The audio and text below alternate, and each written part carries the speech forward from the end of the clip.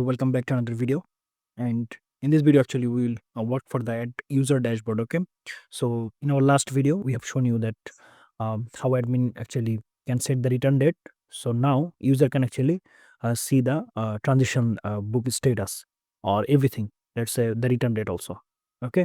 So here we will actually add one more button. So here actually I want to set anchor tag, and let's say for now hash. And I want to set the class. Okay, let me just remove the class for now. And here actually I want to say that I can say here book update, let's say updates or request updates, let's say request updates. Okay. Here I will say, so here actually I want to add a page, so that will be request check dot php. Okay.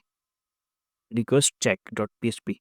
And actually I want to create a new file for it. So I will create a new file, control s dot php. And here actually I will check everything from here like this. Okay. So let me just copy it and paste it here. And here actually I want to include the database connection. So here db.php. Okay. Now it will go to the request check. Okay. So here actually I want to fetch the table. So I will actually add HTML form. Maybe I can copy from view tables. Okay. View books. Or let's say I want to actually copy from view transaction here, and let me just copy from here.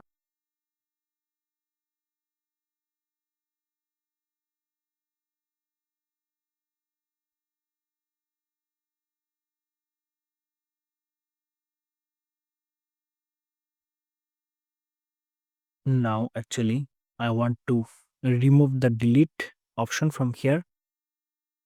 Okay, because user cannot delete it. So here I want to remove it also. No problem. Let me just remove it right now. I mean for now. So we'll actually do it later. So we have user ID, we have book ID, issue date, and return date, and status. Okay, so everything is done. Now actually I want to fetch the book I mean everything, right? So here I will go here, and so let me just copy it from here.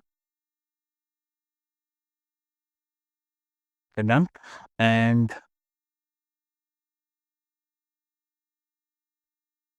so let's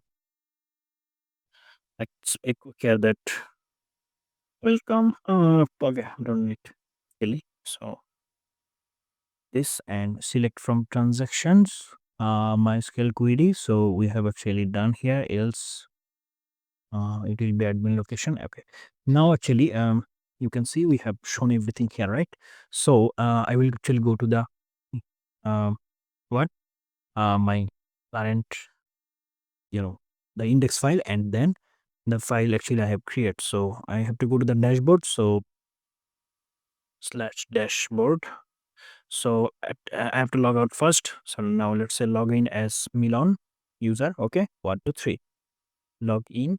And here you can see we have request update button, and if I click here you can see we have now everything here. Okay, now actually I want to remove the action from here, and I put into action. Okay, now it's, I mean, member actually can see the return date. So here you can see the problem is one member can see another information, right? So you shouldn't do it, and let's prevent this. So here we just have to check that the we just have to know the current user. Okay, so what you have to do, we just have to set here that where is where, let me just check that user ID. So I will go here, and if I go to the transaction, so here you can see we have user ID here, right?